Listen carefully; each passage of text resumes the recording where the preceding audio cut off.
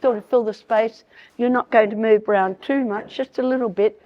We're going to do something about emotions and whether they're universal, and it's just a little bit of break the ice game. So if everyone just mingles, and then someone calls out an emotion.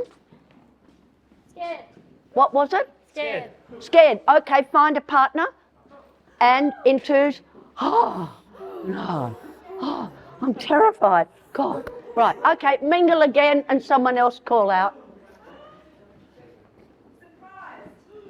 Oh, no, the lottery. Bingo. So you do that? I would never have thought that of you. Okay. Mingle. And a half. And a half.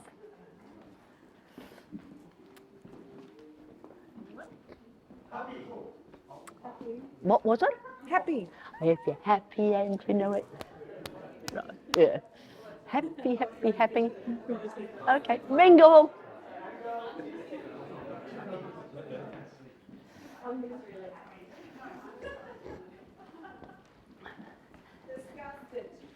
Ugh. Ugh. Oh, you've got some. Ugh. Ugh. Disgust is a universal, apparently. You can read it immediately. Oh. Hmm? Yeah, they will, won't they, baby? You didn't. You didn't. You wouldn't. Okay, one more. Mingle.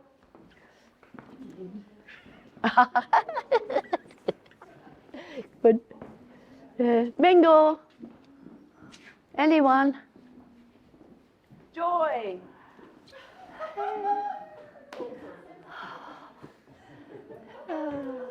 The end of 3 courses with 1 day between each one. Okay, thank you. Would you, if you're able to sit down, find a comfortable space, make yourself comfortable. Ooh, ooh, make yourself comfortable now. Boom, boom. All right, everyone a bit comfy, right? Do you like the person next to you smell all right? Yeah. Can't smell him with a chair between. All right. Good thing. You cannot do this on the first day of a course. Can you just tell the person next to you how nice they are and something you like about them, please? Tell the person next to you something you like about them. I just like you, Rod. You're such a kind and attentive person. Yeah. So are you, Rod. No, I'm not. That's not me. That's not sincere. I'm not a bit like that.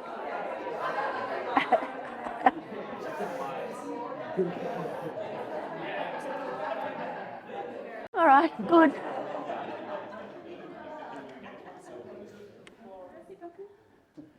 So maybe I can remind you where we are. It all gets a bit lost, doesn't it? A bit blurred when we're in the forest.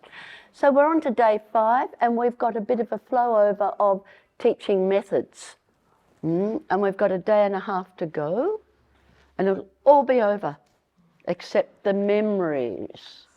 All right, well, what we want to look at is another teaching method at the moment, and one that's extremely powerful and often badly done.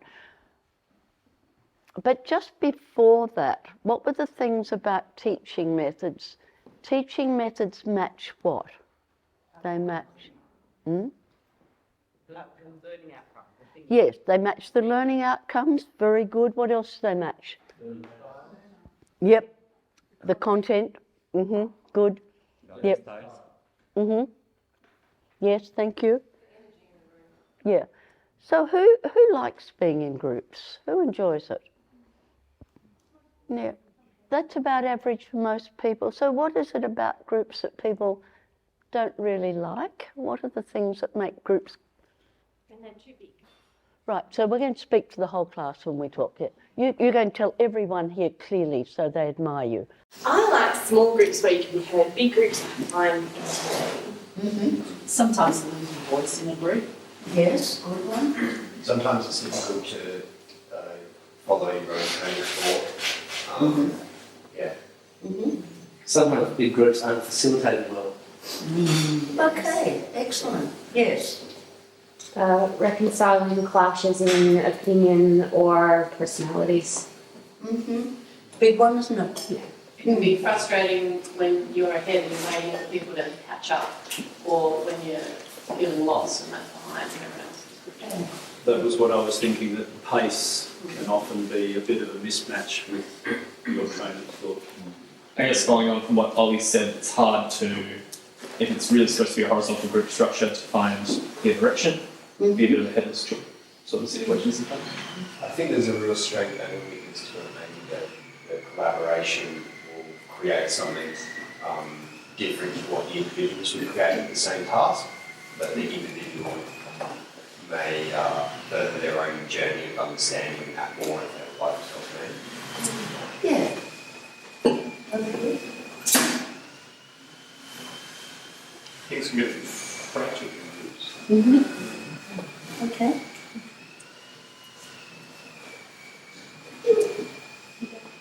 Could you address the overall group size? Like, I've got some thoughts on it. Okay. All right. We'll come to that in just a minute, Shani. If you just stay in this class, it might happen. All right, thanks. No, it's good, but it is. It's going to be very useful. Just talking about what are some great things about groups? The energy. Collaboration. Diversity. Diversity, yeah. Ideas. Yeah. Conversations. The unexpected. Yeah, exactly. Extra learning.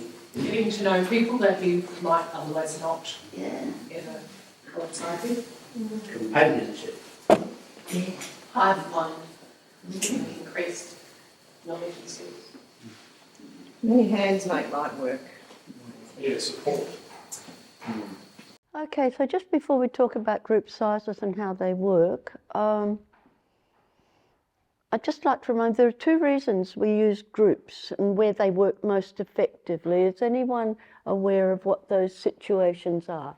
Learning situations. If you, Any project that you need built. exactly, we say to complete a task, yep. Yeah, very, very good. That is absolutely true. A group can usually do a task better. That's why you have engineering practice, doctors' practices. You know, they have learnt by working together, you get a much better outcome than working alone. Architectural practices, landscape. I mean, there are lots and lots of groups of professionals. Also, there's some evidence that if you can take a whole group of people off to give them together and give them a big adventure experience, it's nowhere near as satisfying as completing a group task together.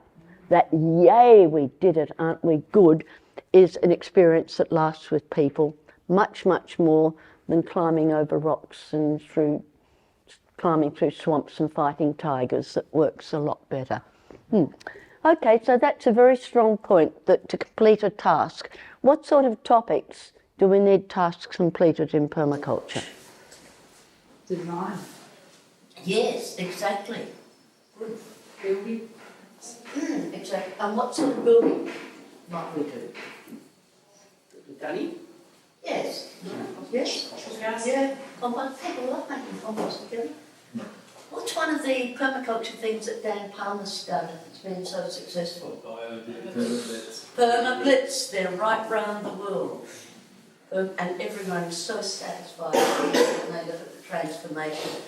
So doing a task. What's the second reason you might put people into groups? Challenge them.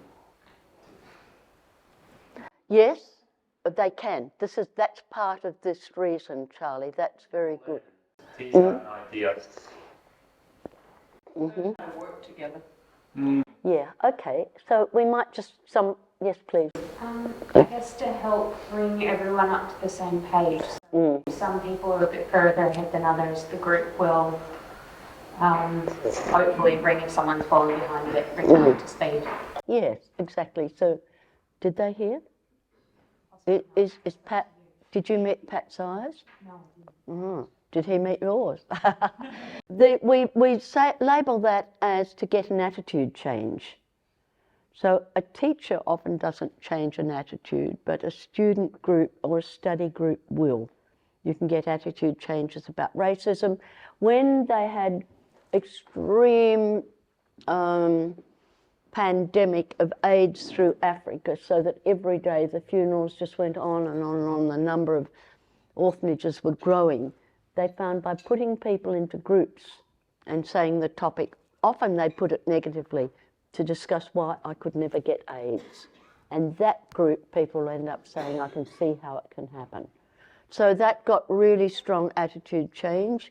It can happen over composting in the community, can happen over almost loving, one it can happen about is responsible care of cats in Australia. People say, I love my cat, it only brings him one bird a week or one bird a month, right?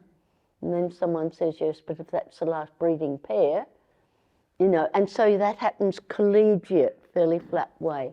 So they're the two circumstances we use groups. Now we're going to have a bit of a look at group size. So, Brenna, I wonder if you and Greta have got a bit of time. Would you mind just a little group of two for a conversation would be really nice. I'd like you to chat about, how about soil fractions? Soil fractions. That seems to be the theme of the day. Mainly. Soil fractions. Okay, so I know a lot about soils because I've got heaps of soil in my garden, and the best thing that I think about soil fractions is that it comes in all sorts of different sizes. You can have really big particulate matter, you can have really small particulate matter, but the most important thing is that there's like organic matter. Because organic matter is the most important part of soil because it really holds the water in, it holds the nutrients, and it creates you know, a lot of structure. And yeah, so anyway, that's my experience about soil. And yeah, anyway. I think that, well, you have something to say? You know a lot about soils. Yeah, I know about soils. Okay, time up. Thank you, groups. That's finished. What happens very often in the two? Yeah. It's their opportunity to say everything they wanted to say and didn't say in the big group. All right, well, let's add another person to that. Are you happy to come and join this group? If you'll just, perhaps it's nice to line up. By the way, there's something about chairs there. In twos, very many people like to be... Just next to me. All right, well, we might change the topic to plants. So we've got a nice group of three now. A nice group of three, and the topic is plants in my garden. Well, you should check out my garden. What happened to your garden? I've got lots of plants. Cool. Yeah, what kind of plants have you got? Well, I've got weeds. I've got pioneer species. There's a lot of pioneer species. I know, because there wasn't a lot of plants at one stage. What is it? Rural environment. So did you plant some? You just got back plants some, but some have just grown themselves. Yeah. Just get our own plants. We could do that. Like, we could just go. You could come to my house. I could come to your house. Plant some more. Yeah. I've got plenty of space to plant plants. Okay. Even though I've got lots, but only room for two people. Yeah. So we'll just go together. You and me. Sorry. I'm included. I'm totally included. Okay, time up. Thank you. What was happening there? Exclusion of one person. I didn't notice. Or the manager, or you know, the two bond. One person's left out.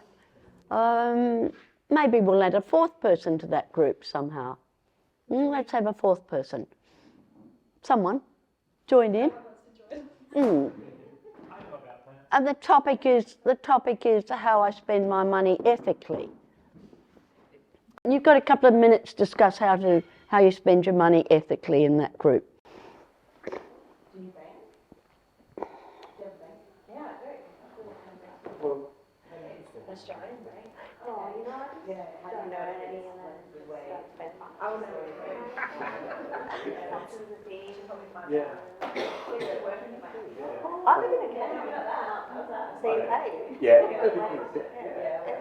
But we both. Is that just past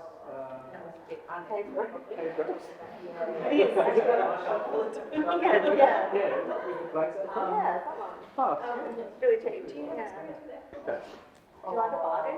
Yeah, I love a bargain. We should pick up stuff. All right, thank you. Good one. What happens there? Broke into two pairs. Division, yeah. Because of the way we're sitting, though, like if Okay, well, maybe if you just stand there for a minute, we'll go back to twos and sitting. So if the rest of you just stand on the sidelines, we need you as actors again. What's the best way that two people can sit to get a comfortable conversation? 45 degrees.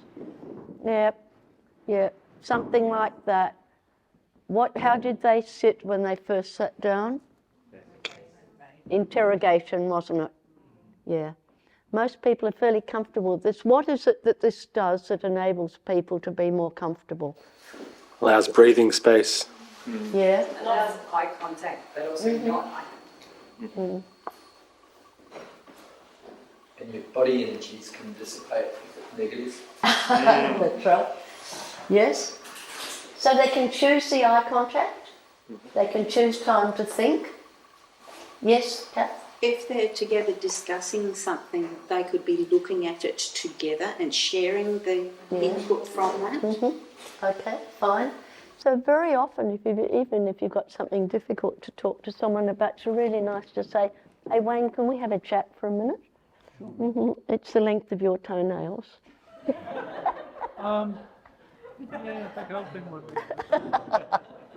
Okay, so now let's look at 3 possible seating. Can I show you something that happened in Vietnam? So we need another chair. I can use this one. And I said to I subtly did this. Before they sat down, I arranged everyone nicely. Mr. Hong came back. And he sat here. Right? So I asked everyone to do a little activity and I rearranged the chairs back too.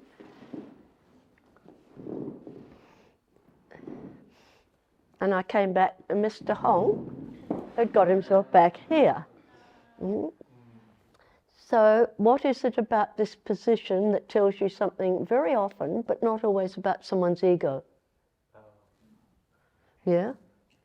Talk to me. Dominance. It's much harder to maintain that when we are, because they've got an escape. Or a group anxiety.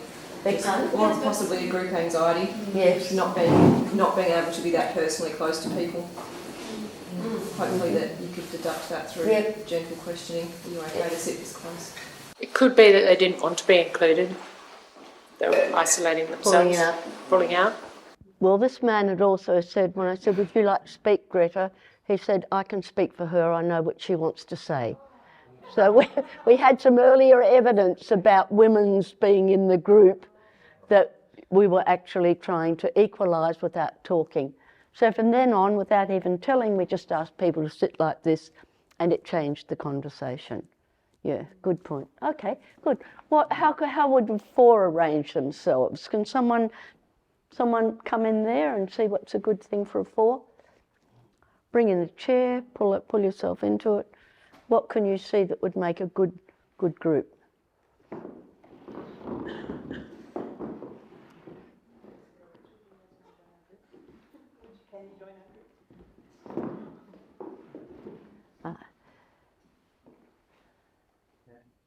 Okay, let's see what happens. You can talk a little bit about my bioregion. What's good about my bioregion? Let's see what happens to the conversation. Anything you like, you can just run with it. There's sheep in my bioregion.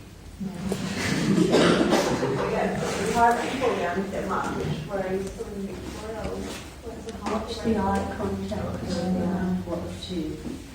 Well, that's not pure, I think. Yeah, we get less stuff on birth as well again. So, What about you, Greta?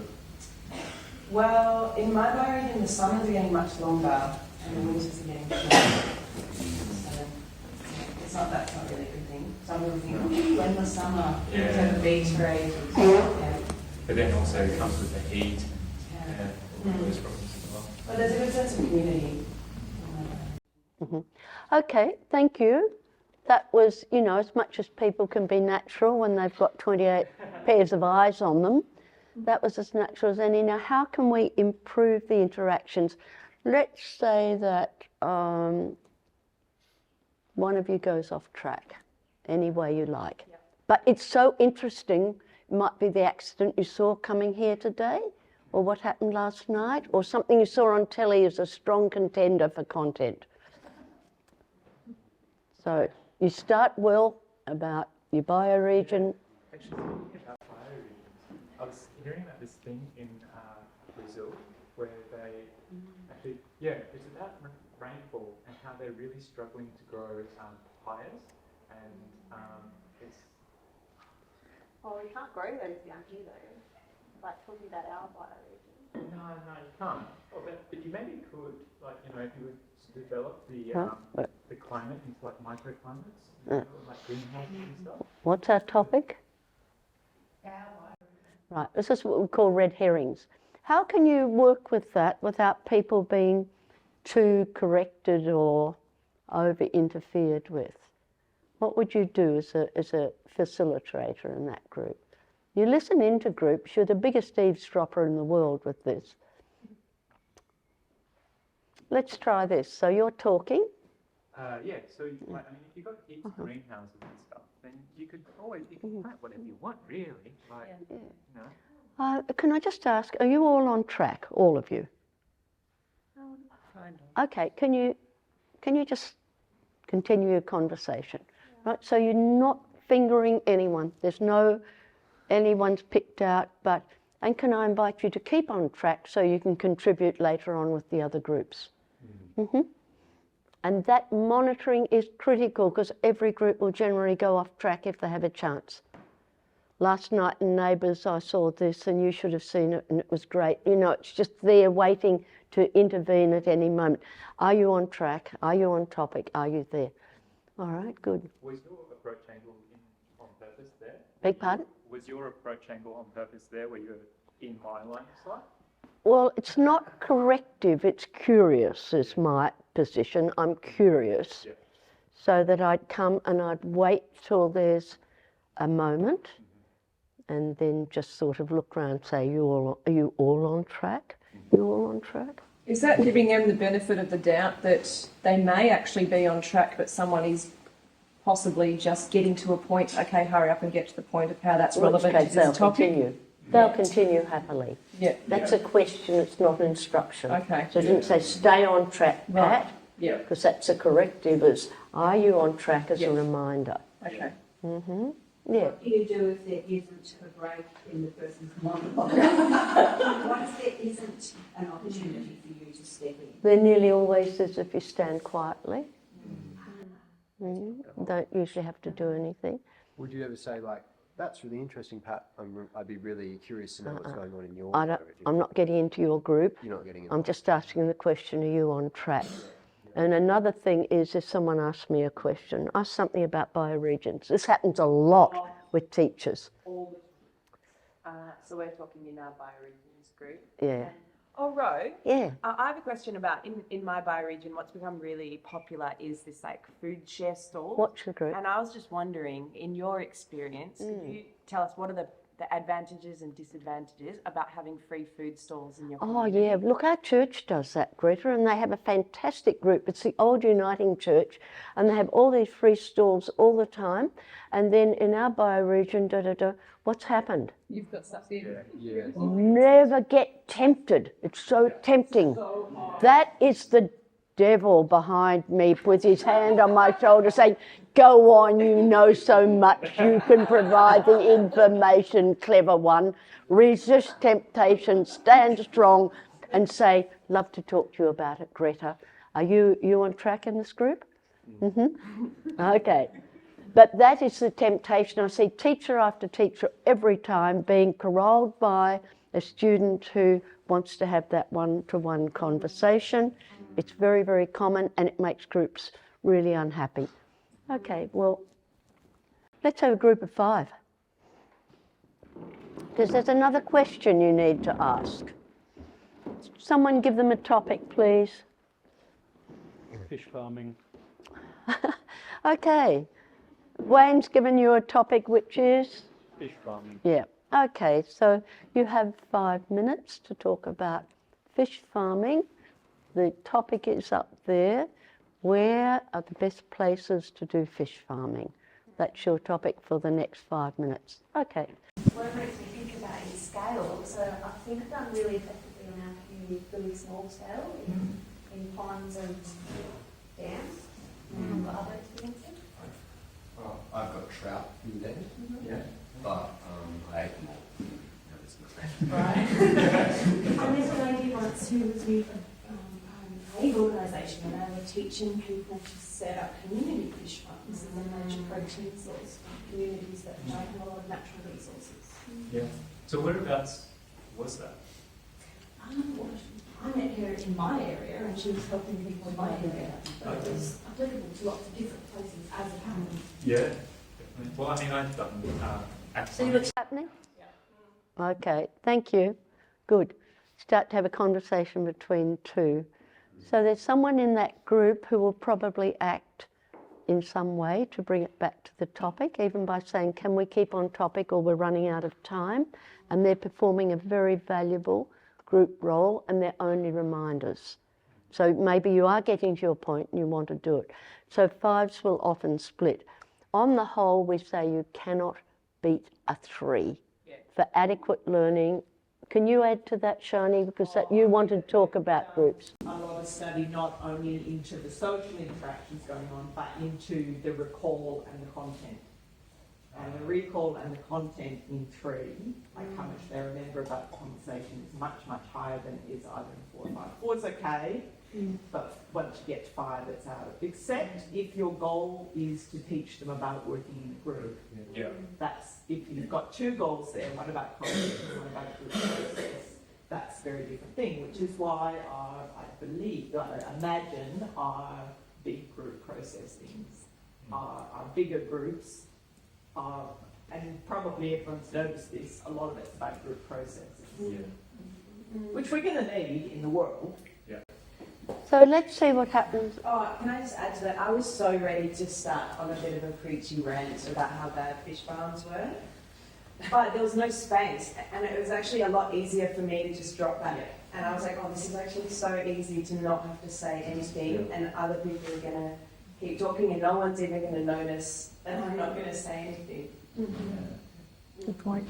Is there also, when you start getting to more than 3 people, is there more repetition of, oh yeah, actually I did that at home too, and repeating exactly what was just said, slightly different? So how can you monitor groups to make sure they're moving ahead and people can participate more or less as they have a need and as they also have knowledge or something to contribute? What can you do? What would you do, Shani? I need you to tell me the question. Okay, so the question is, as a teacher or facilitator, what can we do? We often need groups of 5 for lots of reasons. You maybe get more people sharing and different skills and things happening. What can we do as facilitators to ensure the groups can run smoothly? Yeah. I often just tell them exactly what we've experienced. And so if we're going to be in a group of 5, just be aware sometimes a group of 5 splits into 2, or splits into a group of 2 and a group of 3, and see if as a group you can make sure that doesn't happen. Good. You could give them roles beforehand. Say, I don't know, you role play something, you're this person, and then swap. Yes, you can have people in roles. So what we're doing with the appraisal and the debriefing is giving everyone a chance to have a go at those different roles. Yep. Tamara used an interesting example with matchsticks in one of our sessions that was a neat way to create equity in a group conversation. Can you tell us more about that, Tamara? Yeah, it comes from Lucy McNamara's book, Concerned People, and it's handing out matchsticks or just sticks at the beginning of the exercise and inviting everyone to put a matchstick in the centre each time they speak. And when they run out of matchsticks, not to stop speaking, but to just wait a couple of rounds before you then add your thoughts, but just noticing who's got all their matchsticks. And then you start with 3. I started with 4 yesterday, but Did you? I can't remember how many Okay. do. That's not in the system. Yeah. And it's kind of like the conversation proceeds long after the match is gone, but it's just kind of setting, it's like you kind of set it up that way, right? Like open up the space in an equitable way. Very cool. Okay, so we've got our group of 5. Yeah, what else can we do to ensure some equal sharing? I have an idea. If you sort of set the course of like what Shani was saying, you can say sometimes it's an issue that everybody doesn't get to speak, and then if you're coming around, people are sort of primed. If you ask a question like, "I'm just curious, is everybody getting a chance to speak?" Could that work quite well? That can work because my monitoring is always, does everyone feel free to speak and getting a chance to speak? And that's particularly if I hear someone talking a lot. So I'm referring to everyone, but on the whole, I'm possibly meaning one person, but I'm not going to name them or anything. You to get up and leave and just see if they know. Cool. Anyway, so now this group's discussing fish farming, is that right? Yeah, would you like to continue your discussion, please?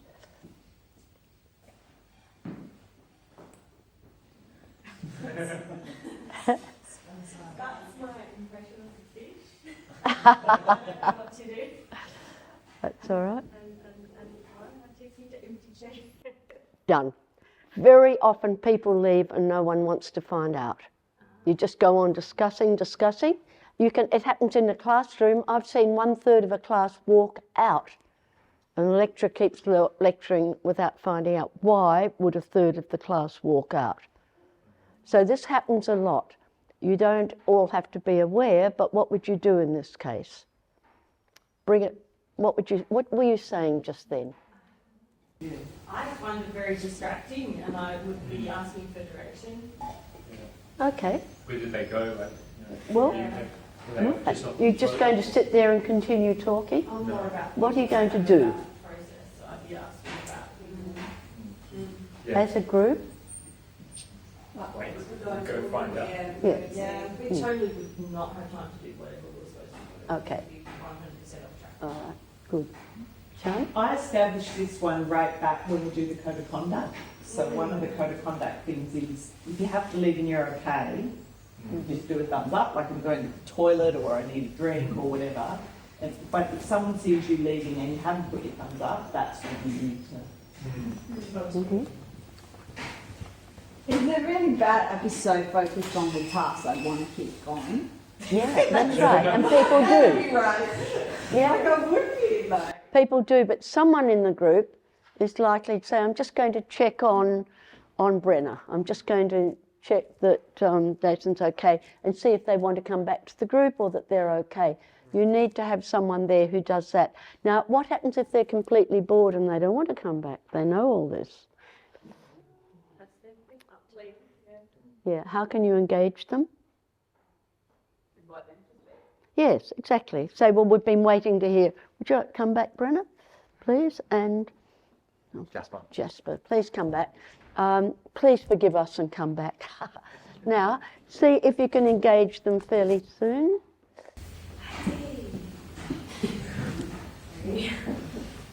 Yeah, we were just talking about fish farms, and some people talk about the advantages and the disadvantages. Do you have much experience with fish farms? Not big scale ones, but like I've been to Tassie and they talk all about it. It's a good environment. Okay, thank you. That was beautifully done. What do you take away from that group of 5 over the last few situations we've covered? What's your... Yes, right. You can't just set up a group and walk away. A lot of people do that. Okay, everyone into groups and discuss, and they're off having cups of tea and they're on social media. It has actually worked for you once people are in groups. Okay, and what are some things you can do? So just like monitoring wise? Mm-hmm. Hover and pay real attention to the flow of the conversation in the class. And hear one person's voice, and that obviously means that maybe they're speaking a bit more loudly and into the group. And I like the setting of the shape as the beginning of the cultural pattern that group workspace so that we're not in a line of three with two in front or something, that it's really circular, so it's an even flow. Intercept somebody as they're leaving. Yes, you can. Are you coming back, or we haven't heard from you yet? As they go. Yeah. Preemptive measures. That's right. Something that just invites them back, that's friendly and pleasant. What would you do if someone pushes their chair right out? You just go out from out here. I've seen this happen several times. That's not always like that. You could get the groups to stand up and either swap places, and Okay. the chair that's out will often be brought back in, or you could entirely mix all the groups in the class up so that everyone's with a new partner or group.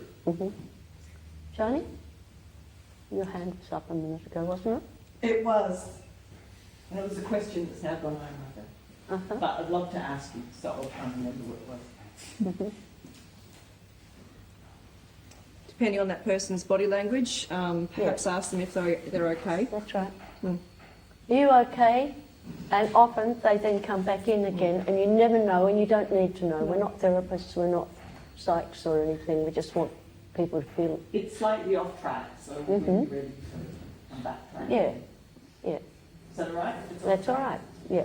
A lot of the activities we've done rely on people being kind of active without a lot of reflection time, personal reflection time. Or you could just comment on ways of incorporating that, sinking easily into groups. So people that write, people prefer to write than speak, things like that. So in the design groups, you're thinking a little bit about learning types.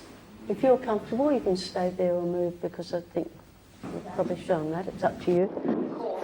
In design groups, look at the number of activities. I think this was your chair. Thanks, Jasper. Yeah, that's lovely. So look at what activities are there in a design group. There's not roles, but actual activities that have to be done. Mapping. Research. Yes. Analysis. Yep. Drawing. Right. Organising. Yep.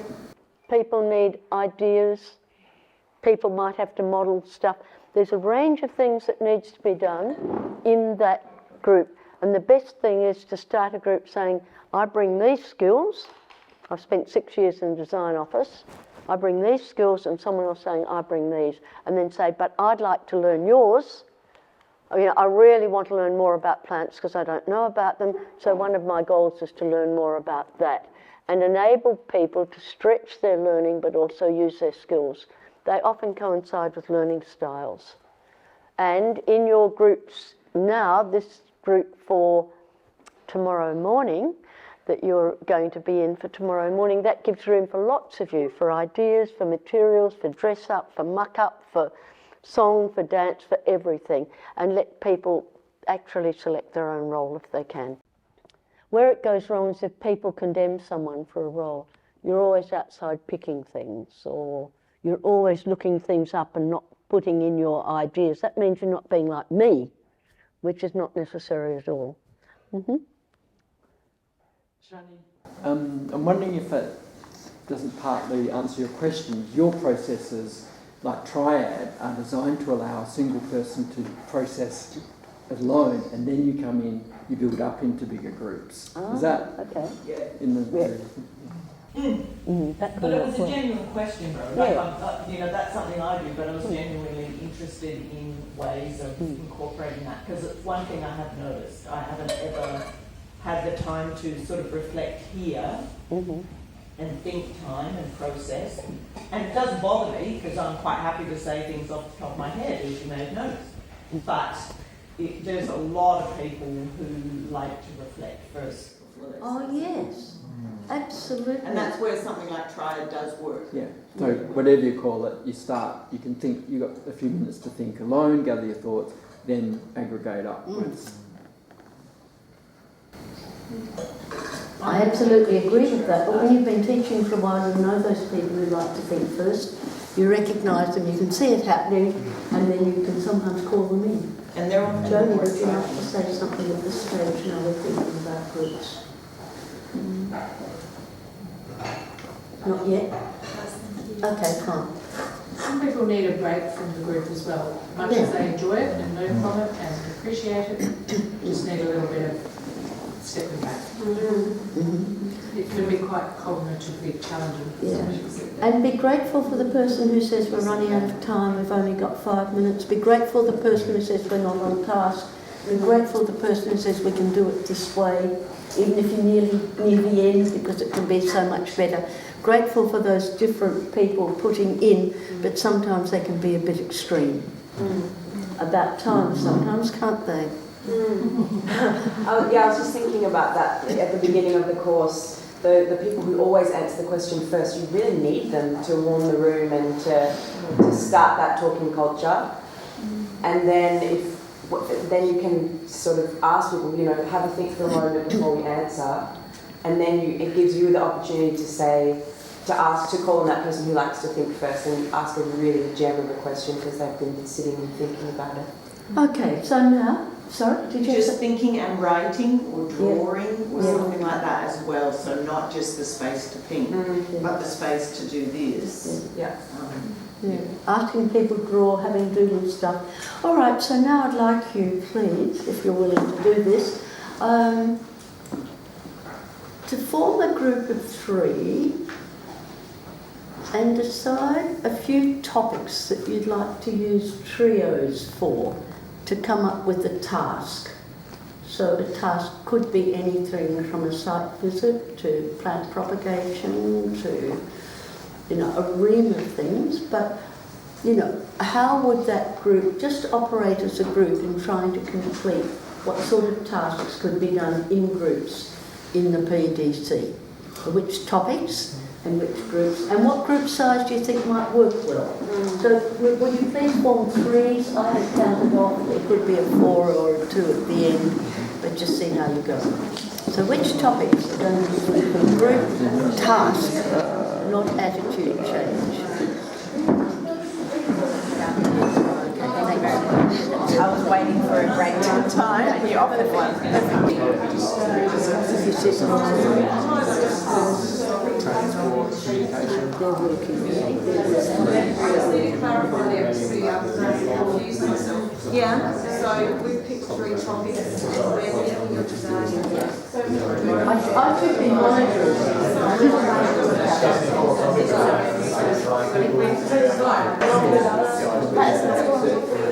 So what we try to do in this course is make sure everyone's being included with everyone else at least once.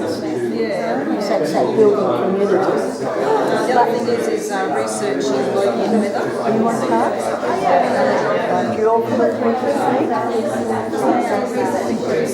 We've done a placement. I was just knocking the cameras over. That was my excuse. You want to task? Feel free to speak. Even if you're not, you say yes, but people self-correct.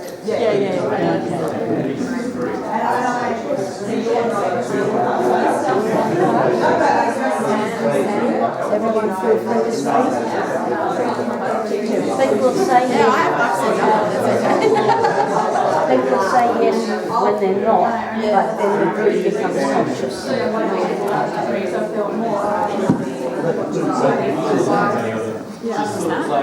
Are you on task? You all feel free to speak? Let's see what happens if we just bring your chair over here. Let's just see what happens with eye contact. No, not necessarily away. You can come close if you like. I have a range of skills, bouncing off of ideas, not enough.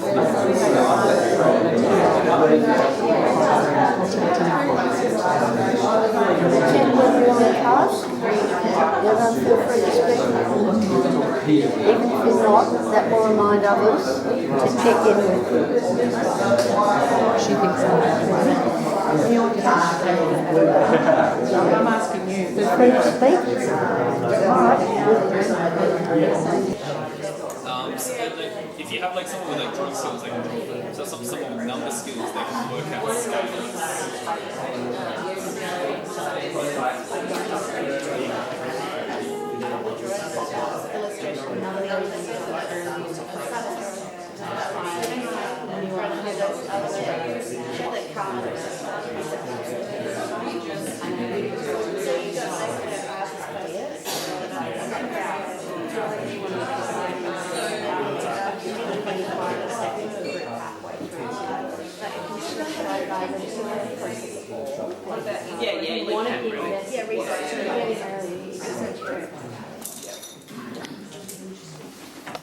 Thank you all very much. That's working extremely well. There are some really good topics coming up, and it appears that most people feel free to speak or free to contribute. We're going to change the task. That one's finished. What you'd normally do is bring everyone back in a circle, and you'd get some group to start, next group to add on, next group to add on, until we had the full lot of knowledge in the room. What kills groups? You come back and you tell us, and then the next group tells us the same thing, and the next group tells us the same thing, and then you want to go to the toilet or go and look at your Facebook to feel happier, so that if you just have the groups each saying the same thing. The other thing is some people just tell the facts. We said this, we did this, we said this, we did this. Can you summarise? Our group roughly discussed the topics, and we found the topics were the ones that required people to be most active, and they were these. So that's a guiding principle. Active topics in the field are the best for whatever. So just sort of having that sense of being able to go up from saying this is what happened in our group to summarising it to a more of a principle. Right, so now stand up, take a deep breath, turn around 3 times, sit down, a new topic. This is attitude change. And don't fall over. 3's too many. You get dizzy. One back the other way. All right. So now we'd like some attitude change. This is a raving social question at the moment, and the topic is that we can stop all fossil fuels today and get into renewable energies fast enough to get to next winter. That's your topic. Discuss. You can take any position you like, and some of you will already have different positions quite genuinely. Take a minute to think what your attitude or knowledge is, and then at the end I'd like you to monitor if you've moved at all or whether you're still where you started. So that means you want everyone in your discussion, and you need to be listening carefully, and no hitting or shouting if you care strongly, if you care so much. All right, you've got about 5 minutes on this topic.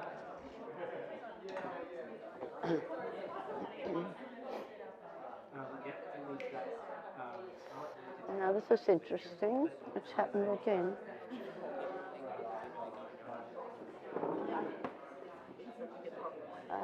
Can you just stand up a bit? Yeah. That's good, thank you. It changes the eye contact, that thing. I've done it twice and it's worked much, much better.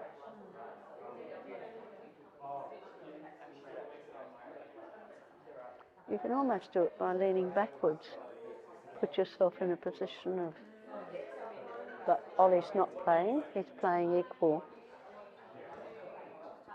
That's good, okay. All right, we'll let them go for a while. What other topics would you use this for?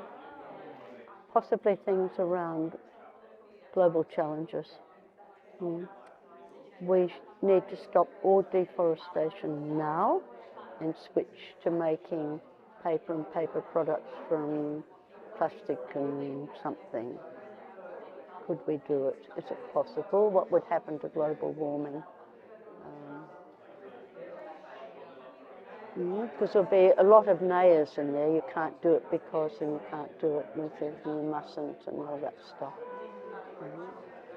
Mainly there, I might use it if there was dissension in the group. As I said, cat lovers who say my cats only kill 1 or 2 birds a month. You probably say that too, right?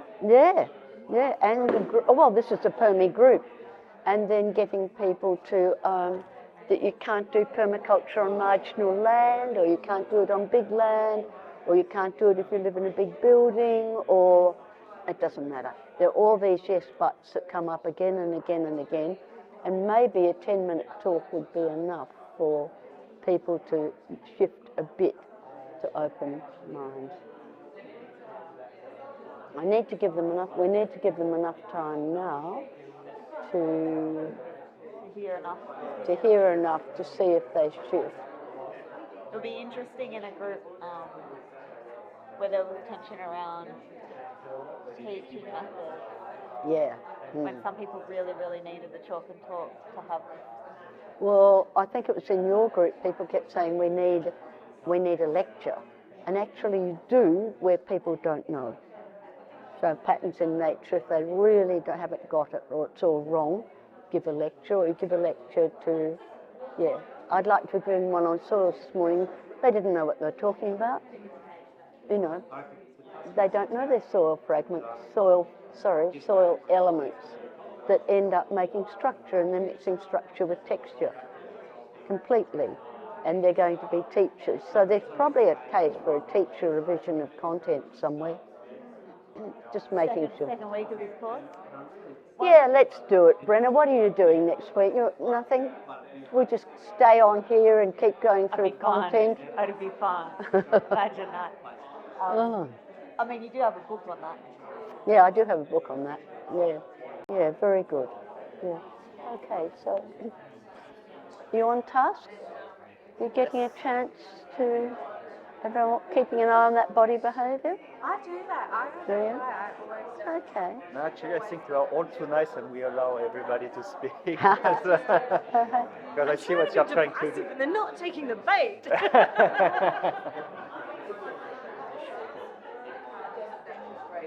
Are you on task? No. No.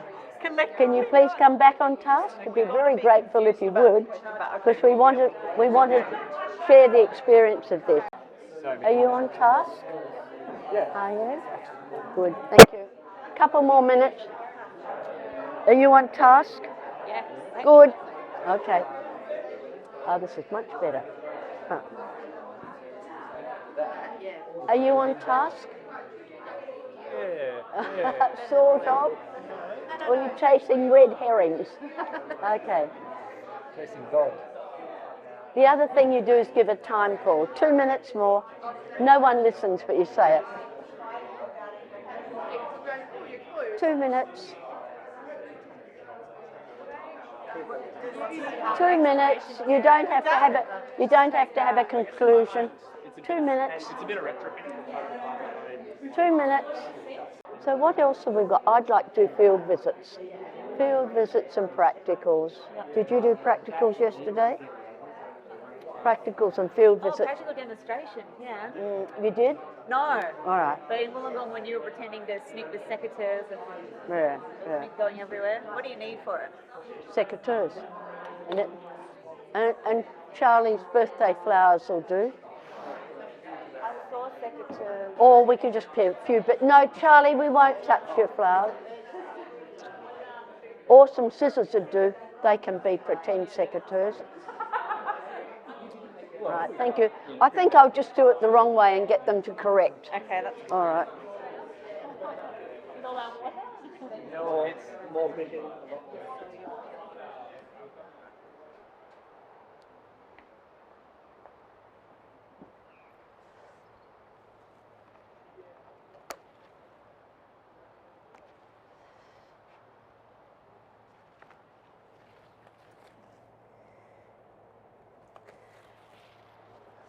That'll do, I think. Hello, Buddha, are you all right? You spend a lot of time in gardens, don't you? An awful lot of time sitting in gardens with the rain and the mould. But anyway, born to suffer.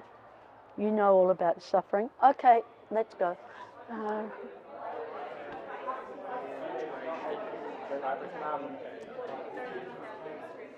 All right. So demonstration and maybe site visit? Finish. Yeah, demonstration something. There you are. Would you like to join us in the big group, please? There you go. Actually, it would have been better if they'd sat in straight lines first. All right. So who got lost in the exercise for what was happening? Yeah. Who got lost in the discussion? I managed to get us off track just at the very end. Did you? We were really nicely on track for a while. Yeah. I pulled it out. You know, just as the gates were closing, I pulled it out. So you guys are welcome. Okay, good. As a teacher, that can be very handy. If people are really you just don't want to correct someone, you say, well, that's really good, and now so-and-so, so-and-so, and you can take them off track. That's a deliberate ploy. All right, so let's think about your groups. How would you say your group worked over there? What's your feeling? Just give me one word, each of you, and you can give a value judgment. I thought it was quite amicable. No punch up. Next group. Multitasking. And your group? Knowledgeable. Ah, good one. Respectful. Ah, okay. Yes.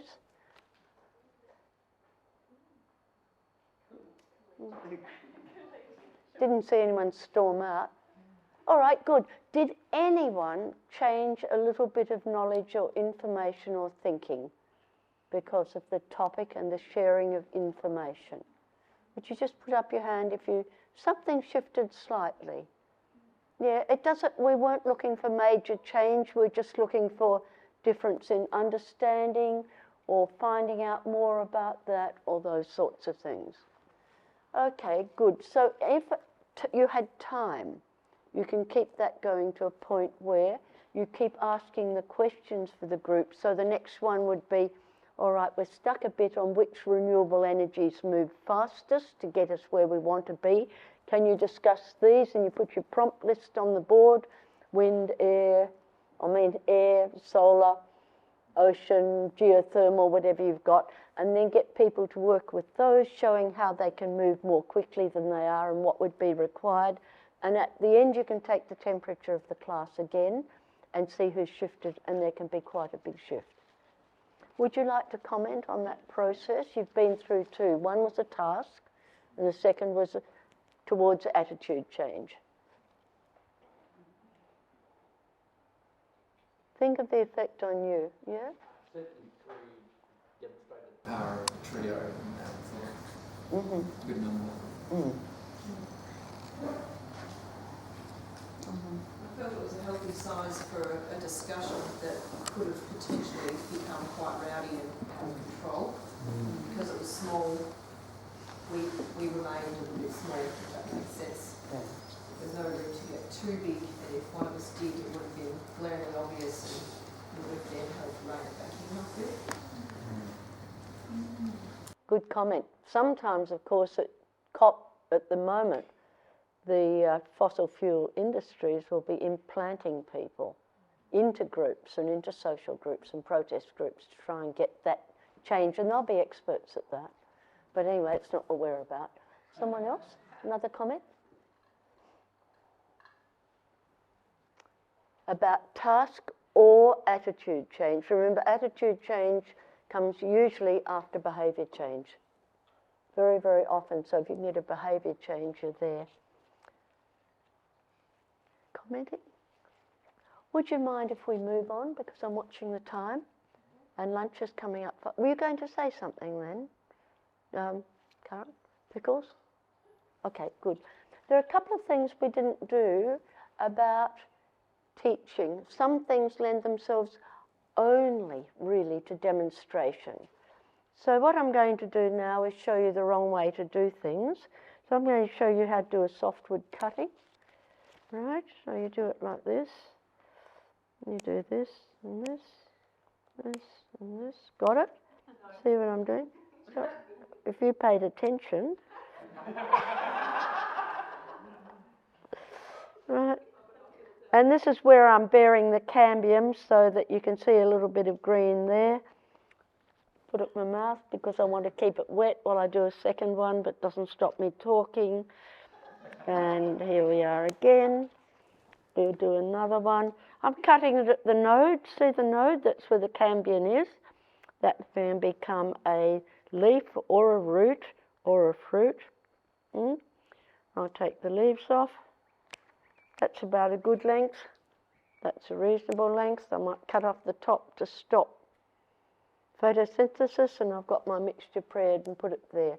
Can someone do it, please, if I give them a thing, who's never done it before? Why? What was wrong with that? That was technically correct. Can you just tell me why? I want to improve. We couldn't see what you were doing. Okay, if you could have seen, would you think you still could have learned? I reckon you should have gave everyone one. If you're doing a demonstration, seed sowing, cuttings, propagation, anything, make sure you've got enough for everyone or every 2 people to practice. And then go round and check the quality, because even if you demonstrate and go and watch, they won't have understood where the node is, or they won't have understood you need to clear so that the cambium can form those roots, or that you take off the photosynthesizing bit. It's absolutely essential. Don't think that your demonstration, no matter how good, is ever going to help. Has anyone looked things up on TV or YouTube? It's great when you watch, isn't it? And when you come to do it, what happened here? Why this? What's the missing bit? So which topics lead themselves to demonstration? Anything physical? So let's hear the topics. Cooking. Oh, topics. Yeah, the topics. Starting seeds. Which one? Seed starting. Yes, good. Composting. Composting. Let's make it broader. Soil nutrition. And what would you put in with that? Composting and? Yes, and worm farms and bokashi buckets and what else? Mulching as a form of soil protection, exactly. Those things are all very well understood until they do them, and then they're not. What other topics? That's called soil, feeding soils. Reticulation. Exactly, yep. Nutrients. Contamination. Building. Yep, building. Yeah, and we can all learn to build a house till we come to put the bricks in place. Okay, of course people love doing contours, and the best way to do that is to have your slope and have one group working there and another there and another there at 2 metre intervals or 3 metre intervals, and then look at those string lines as they put them up. Then they can see where the water runs. Then they can see a ridge. Generally they do a line across a piece of land, and that's not really illustrating anything about contours. So ways to do this, which is practical. What other things can you use for practical? Making the acronyms for measuring. Yes, yes, Very good. practical. Infinitely used all the time now in the global south. Some more topics where you're practical. Where you have to plant something, harvest something, Yeah. propagate something, Preserve. preserve, anything to do with food production. Yeah. And many people can't plant a tree properly or a seedling. They don't know how deep, they don't know how to cover, they don't know which needs sun, they don't know what to do with small seed. So it all has to be done through the body. To add on to that, what about visiting sites as well? So not just Okay. examples of that. All right. So now we're just going, you've just brought us straight in there. ESP. So when we're going on to field visits work best if you prepare. So field visits are things such as, what are some field visits you do? Visiting the site where the design is going to be made. Yes, that's right. Garden tour? Yes, a garden tour. Animal systems. Yep. How animal systems, what would the field visit be? Like looking at how they set up their poultry and garden to be integrated, or pigs and livestock under an orchard area. Okay, so I'm just going to use the board for a minute, would you mind? So for a field visit, prepare sheets.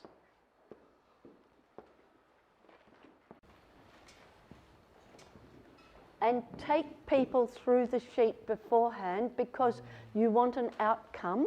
If you say, we're going to go and visit Mr. and Mrs.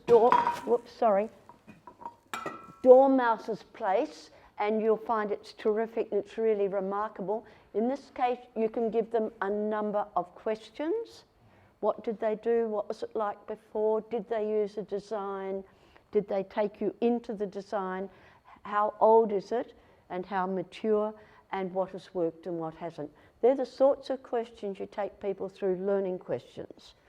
The other thing to do is, if they're going on a site visit, apart from the name and the property and the people and the size and all that, you're going to be looking at water. Give them a checklist. Right?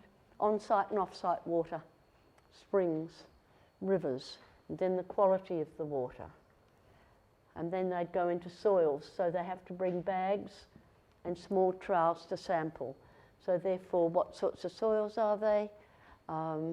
Where are they best? What's been done to them? Are they chemicalised and so on?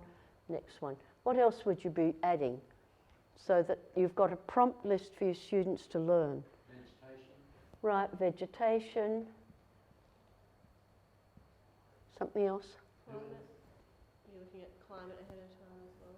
Climate. Climate. Yes, I'd probably even put that up there. Where north is? Climate. Right, so in addition, they have to draw a map, a mud map. That is essential. Just something on the page sketched with, of course, north at the top. And you want to see that. Slope and aspect. Exactly. So what do we call those, Wayne? They come under our topic of microclimate. Right? So our microclimate is our slope, our elevation, water on site, the water coming in. Risks? Sorry? Risks? Oh, definitely. Risks. And for that, get people to swat up what the IPPC says for 15 years in advance for that area, because we're looking to assist with adaptation.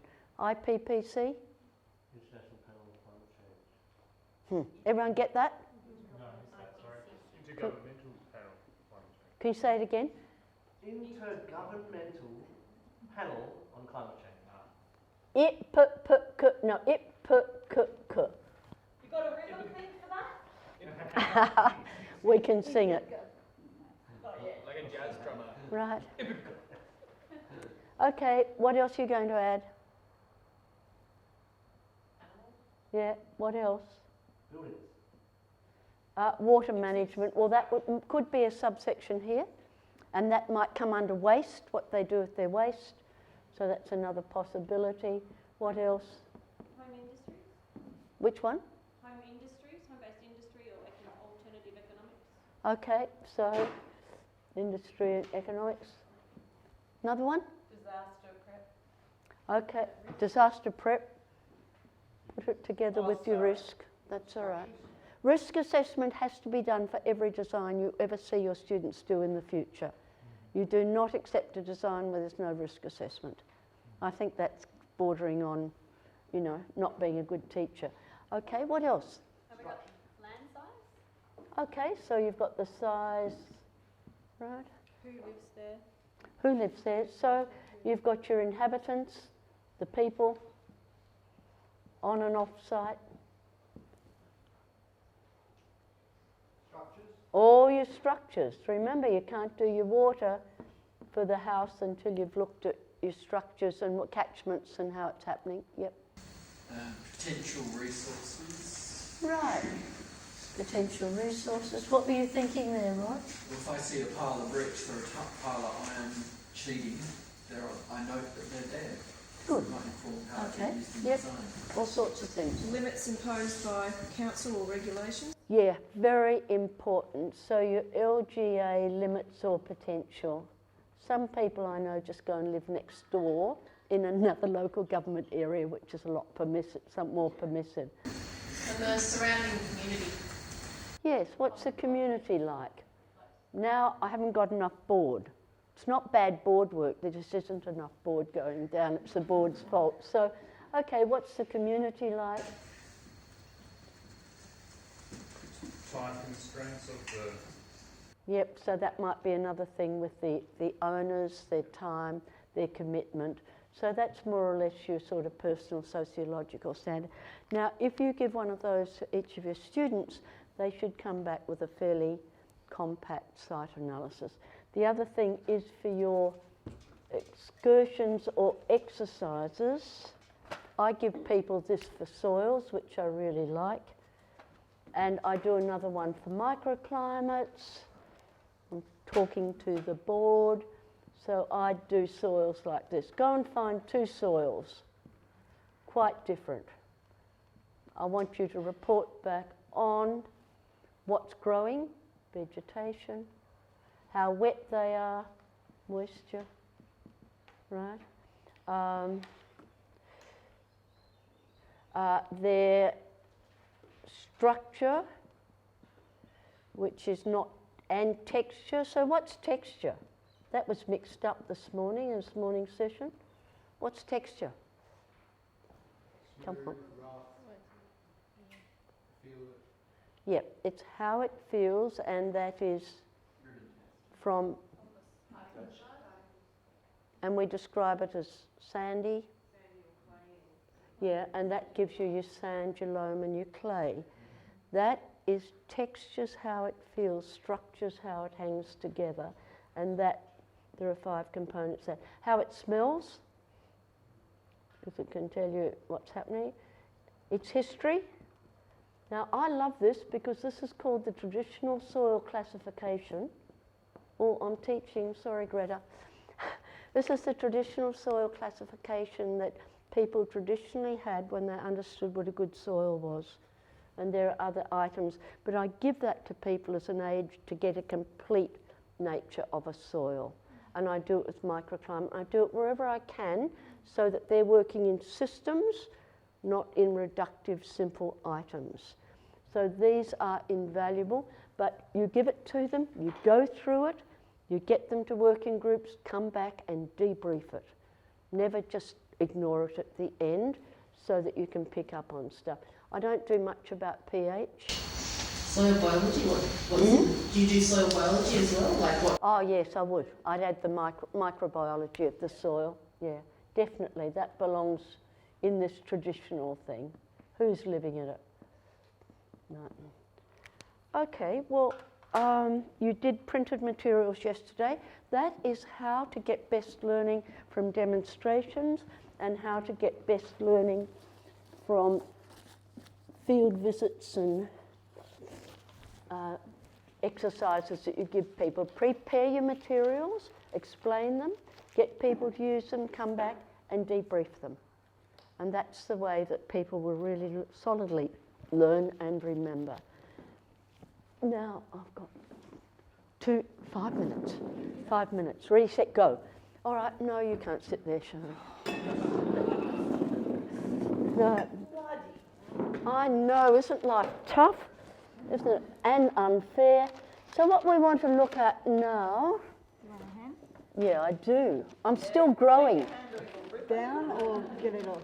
I want this one. The one in... I want the teal one. Teal, of course. Teal. We're keen on teal these days. I don't know why David Holmgren made the cover of my book teal, but I thought that was strange. Anyway, that's an aside.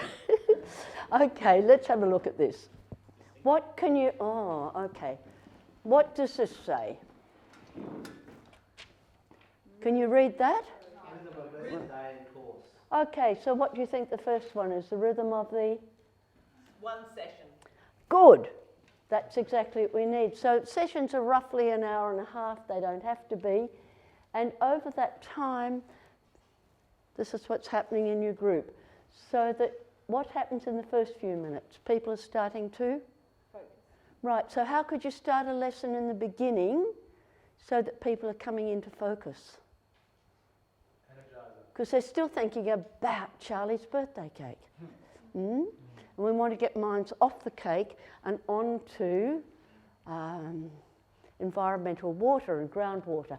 Okay, so we're going to get them focusing. So, A hook. A hook. What's your hook? I use story all the Okay, time. a story. recap. A recap? A question. A question? An object or picture? Yep, an unlikely photo or drawing, or you might just put people in twos and say, write a definition of this. So then you've got them engaged, and that's where your methods come in. Now, if you're still going on and on and on, as I am, some of you want to go to lunch and you're starting to drop out, that's enough for me. By the way, the worst time of the day is just before lunch, and then there's a pick-up. At 90 minutes they need a break. 15 minutes is about the length of time people can focus before you need to change method or style or topic or activity.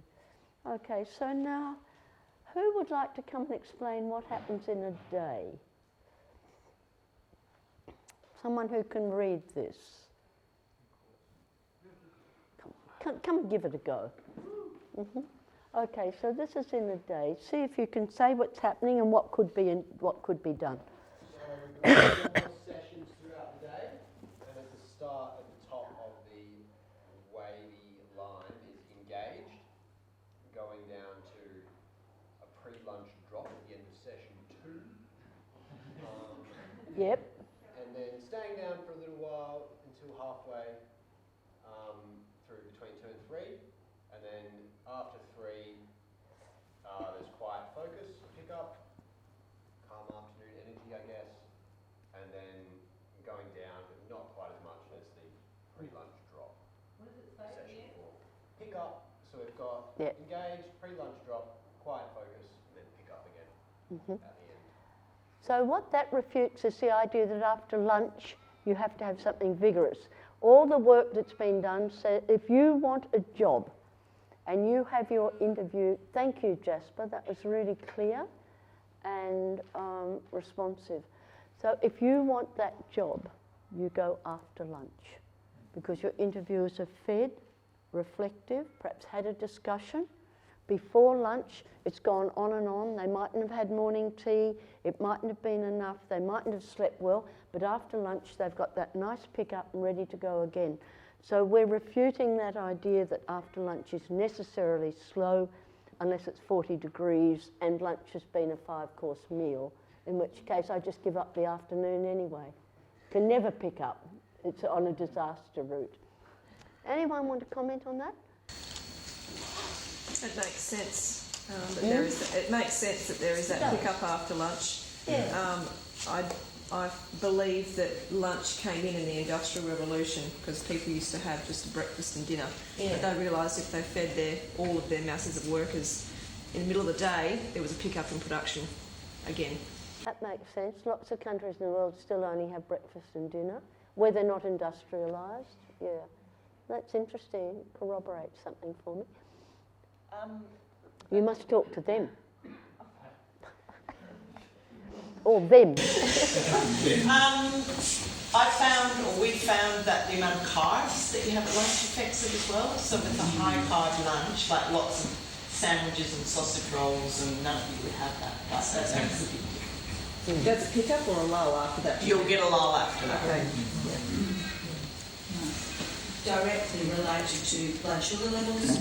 If you feed sweet, you get a short-term rise, and then depending on the person's biochemistry, you either get a very deep plummet for people who are sugar sensitive, or who went up very fast and then down very fast.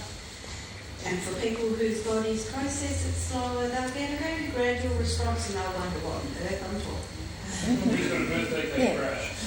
I've noticed ice cream after dinner makes people laugh a lot. Yes. I'm not sure.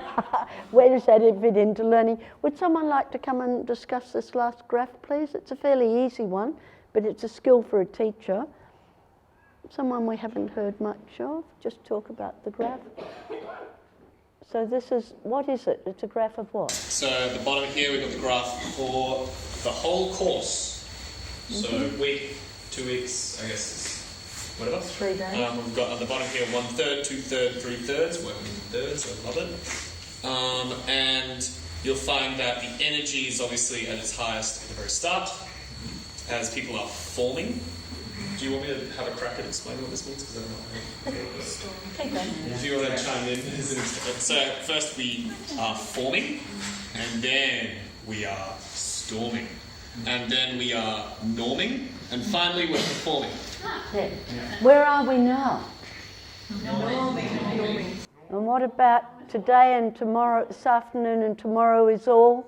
Right, so that's your professional skills. Fantastic. Okay, about this storming, can people storm when it's a purely disciplined course? You are here, you do this, you take this lecture, you follow the PowerPoints. Really, you can storm, but it wouldn't necessarily be an outward storming. You would be rattled on the inside and not really have anywhere to put that energy. That's exactly what happens. So you don't see storming on a highly disciplined course, but you do see it where you give people freedom to storm. Does anyone know when storming, which was very mild, it was really a toothless tiger, but there was a little bit of storming here. Are you aware of which time energy went down, people were late, enthusiasm was low, some people were a little bit, I don't like this and I don't like that, and why don't we? End of day 2, start of day 3. Mm-hmm, yeah. What do others think? I agree. Hmm? I agree. Yesterday's mid-course evaluation. Yeah, it was absolutely obvious. Now, if your course is running well and you're giving people options, you're saying yes, you say, we're here for you. You're not here to serve us. We can make all the adjustments you like. You get a little bit of what I call fluffing. And then it all settles down. We say, we'll do what we can. We're going to really try to meet those things that are going to make this course better, and it's okay. If you close down on that and say, this is no good, I want this, it must happen, the storm gets bigger and bigger. And I've seen it happen on a couple of courses where people try to keep people tightly constrained and not hear about the needs of the group. All right, has anyone seen storming in other things, other groups? Can happen in a weekend. Hmm? Communities? Communities, yep. Community. Mm? Mm-hmm. Okay, good. What time we have lunch? Let's put the clock back 5 minutes and find out how you found today. I wasn't here for this morning's session because from now on it's going to be practical. So what we were trying to do in this session is finish off some of the different teaching methods, because as we don't just teach pure maths or laboratory stuff, we have a range of varied topics. We have to know how to get the best out of our teaching methods. And so some of that has been about this. So I'm a bit wordy, so I'd love to hear a word or two from people just before we go for lunch. These tools, these energizers and things are so fantastic. I love every bit of it. And then I go, oh my God, I've got this, I always feel like I don't have, I've got to make some content delivery, and how can I fit all of this stuff in? These tools are brilliant, you know. But I would really, we ran over to do wonderful things, and we're doing a lot here because we want all of this stuff happening. I think it's a real challenge. Am I the only one who thinks this? Yeah. Yeah. Okay. No, you're not alone. Right, you're not alone. Yeah, I might pass it.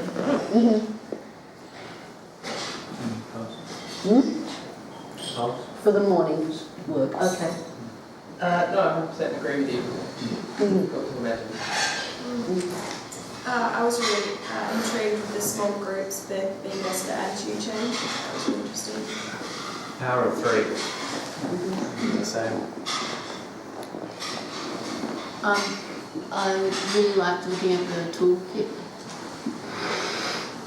I thought it was all fabulous, but I'm wondering what happened to our group work time. How we're ever going to get it done. I'm with Rod. How do you get enough content if you're playing all the time? And that's a question of myself. I'm on this journey of learning how. We've enjoyed the morning and learned some good stuff. The number of things you can do with an apple. Just looking at tools, in general? Yeah. This is connecting the whole week for me. It's all starting to make sense as a whole. I'm at pass with this.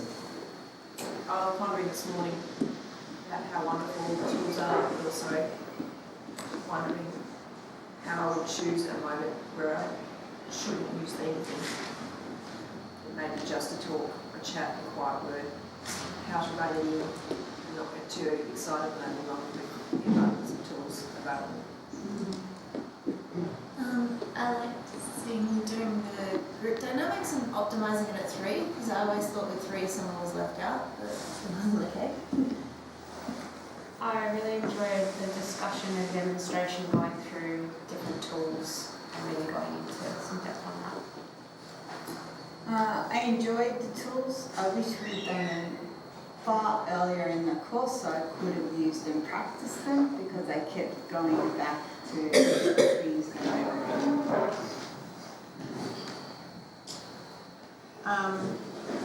I'm liking the way that the content of a PTC is being delivered and seeing those methods and how you guys are actually doing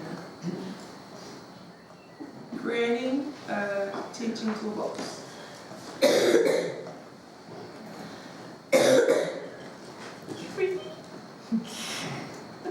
Group dynamics. Would you like to say something now? Anybody? Did you go, Sharon? No. Gemma didn't go either. Yeah, I enjoyed seeing these tools. I think quite a few of them I'd seen before, and I just realised why. It's because I get to sit on other teachers' classes on Fair Harvest PTCs, which is really valuable.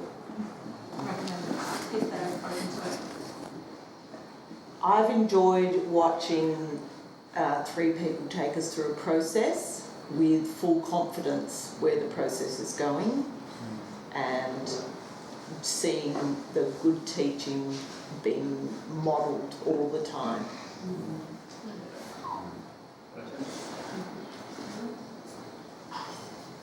Well, at lunchtime usually there are no more comments. So I think that if we just finish the session now, that would be really good. Thank you for all your participation, because you really put a lot in. And I'll see you at the horse feeding station in 2 minutes.